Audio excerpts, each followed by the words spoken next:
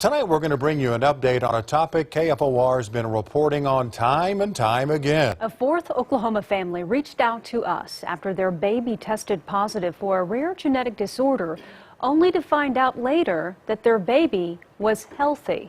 Ashley Moss joins us now with their story. Ashley. The newborn screenings are supposed to help protect the most vulnerable babies from the moment they're born.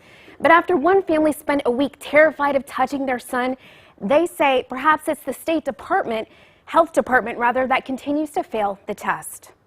Everything's going to be fine. This baby looks perfect. 4 days after baby Theo was born, Bridget got a terrifying call. Her doctor told her his newborn screenings came back for a fatal condition. A severe combined immunodeficiency, and it's it's bubble boy syndrome.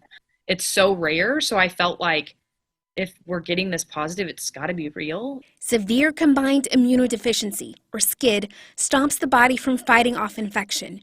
Making things worse, Bridget and her husband were positive for COVID prior to the birth. The pediatric immunologist that we were able to speak to said, "Mom, Dad, don't go near your baby till we know the results of this." Thinking about how I could kill my baby with my COVID it made it even worse. For more than a week, the parents had to wait to meet their baby, afraid of spreading the illness. But then a second screening came back. So it was a week later, and they came back and they were like, "I'm sorry, it was a false positive. He does not have SCID." And, that was it. This is the fourth family that's reached out to News 4 about false positives.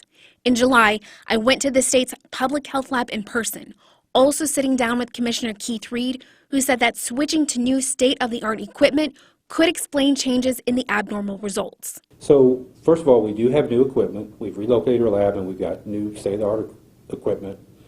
So anytime you have different equipment, you might have different sensitivities within that equipment. We reached out to the health department Monday and we got a similar response, with a statement saying the new equipment was still in the process of being adjusted.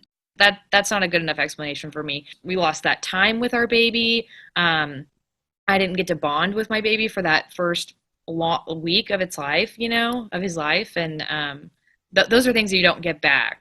The Stubbs tell us that baby Theo is healthy and happy, finally home, but one question still weighs on them. If the screening can come back with false positives, how many babies have had false negatives? We're still following up with the state health department to get that answer.